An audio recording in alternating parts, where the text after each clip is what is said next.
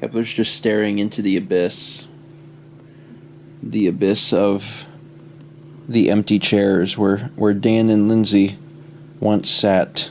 By the way, hello everyone and welcome to Monday. Don't bother telling me I need a haircut, I already know. I haven't been able to get one because I haven't been able to move my head up and down from the vertigo, but now that I'm able to kind of do that again, I should be able to get one soon, and God knows I really need one. Anyway, Dan and Lindsay were here earlier. We were recording more Mario Party, and actually we were so engrossed in that that I didn't get any clips with them, but we all had fun. It was a fun time, or as fun as Mario Party 1 can be. As a reminder, we have been playing through the Mario Party boards over the past few months, at this point maybe the past year, and we basically just keep doing a new board with different guests. So the idea is that we're playing through the entire game, but every board is going to feature new people in addition to Mal and myself. And it's a fun idea. We've really enjoyed doing it, but it has given me a chance to really take a closer look at Mario Party 1, and more importantly, kind of reflect on that game and compare it to the later entries in the series. And it just makes me realize Mario Party 1 is dated pretty bad. Really what it comes down to is that Mario Party 1 has historical significance, but not a whole lot going besides that. It's clear when you play this game, especially with the knowledge of the other games, even on the same system, you know, even comparing Mario Party 1 to 2 and 3, like Mario Party 1 was a test. And I gotta hand it to the developers for what they did. There's a lot of things they did right, but Lord, there's a lot of things that they got wrong. Some of the mini games are legitimately fun to play. You know which ones those are because they made it into Mario Parties 2 and 3. Some of them are not. There's a few games that feel like they're too close to the other games. Some of the payouts on the games don't make any sense because there's some games you play where if multiple people win the game, it's a draw and everyone gets nothing. But there's other games where if everyone wins, then everyone wins and you all get money. I'm not really sure how it differentiates between those things. But my biggest problem with Mario Party 1 is the boards, the levels themselves. There are 8 levels, which is a lot, and there's definitely quantity over quality. There are some levels that are pretty fun to play. There are some that are downright discouraging, like absolutely disheartening to even trudge through. Some of the boards are feast, like you're going through and everyone's got like a few stars and a lot of coins and things are going pretty well, and then there's other ones that are famine and it's like the game is beating you down, like you already have 0 coins multiple turns and it's like kicking you, like, well, you know, I'm going to take more, you know. There's a level where Bowser steals your stars. It's, you know, clearly they were learning. You know, they were figuring out what they wanted the series to be. And looking back, you know, from a historical perspective, I think it's interesting. But, you know, it's not great. Now, of course, you can't talk about Mario Party 1 without talking about the fact that it has never been re-released in any capacity, most likely due to the fact that it has the control stick spinning mini-games, where you have to spin the control stick as fast as you can.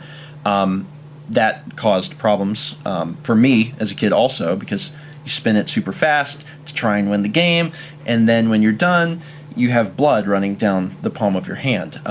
So that's obviously a huge problem. But because of that, it's never been re-released, and I don't know if that's such a bad thing. I understand people want to go back and replay games, and I want Mario Party to exist from that perspective, from a historical perspective where people can analyze it and play it and accept it for what it is.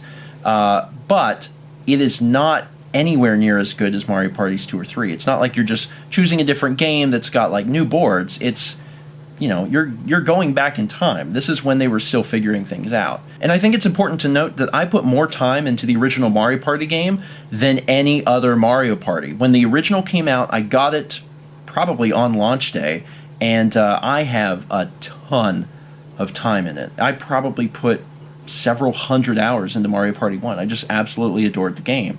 But now that I'm older, and there have been other Mario Party games, and I can also just analyze video games a little bit more clearly, I can look back and say, yeah, Mario Party 1 had some issues. And again, it's to be expected. It's the first game in the series. But they really become clear once you go through every single board in the game. Anyway, that's just what I wanted to talk about today. To open it up into, for further discussion, how about talking about a game that clearly got better in further iterations? A game that the sequel is like, oh man, this is a lot better. Not necessarily a narrative game like Banjo-Kazooie to Tooie, but maybe like a party game or sports game or something where like they really like got the formula right after the first one. And it was only after you played the later versions that you look back at the first one and you're like, oh wow, yeah, okay. Yeah, we figured some stuff out there. things got a lot better. I'm actually kind of hoping that that's going to be the case with Super Mario Maker 2, which was recently announced. There's going to be a lot of stuff that they iterate on and make better, and we'll look back to the first one and be like, oh wow, that was like a caveman version of what the series and the game could be. I don't know. Stuff to talk about today. Anyway, it's also a day that we exist, which means it's a day that we have to do the Kit Kat Challenge.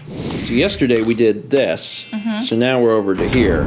It's our last fruit one. Last fruit one. It's lemon? It's a type of lemon, I think. It's yuzu.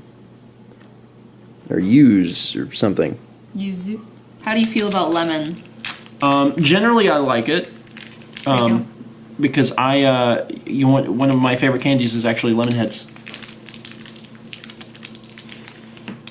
It doesn't smell like lemon. Or much of anything. Oh man.